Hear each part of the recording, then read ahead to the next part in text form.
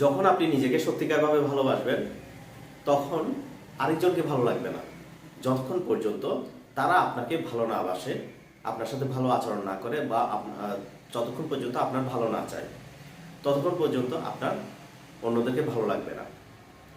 আর অবশ্যই মানুষ হিসেবে আগে নিজেকেই প্রথম সত্যিকারভাবে ভালোবাসতে হবে।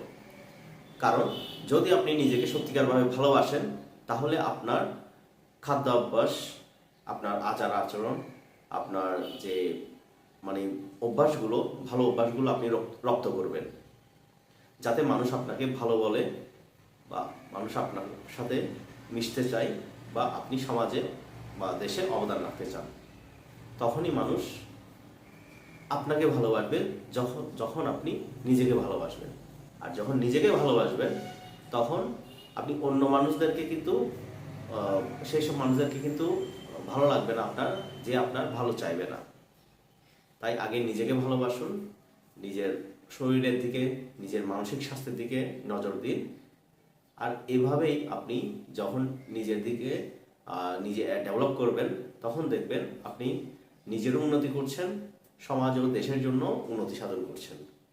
কিন্তু আপনি যদি নিজেকে ভালো না বাসেন, তাহলে আপনি ধীরে ধীরে খারাপ অভ্যাসগুলোর দিকে আপনি ধাবিত হবেন।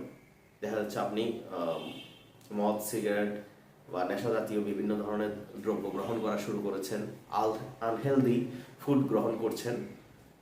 এভাবে আপনি দেখা যাচ্ছে নিজের ক্ষতি নিজেই করছেন।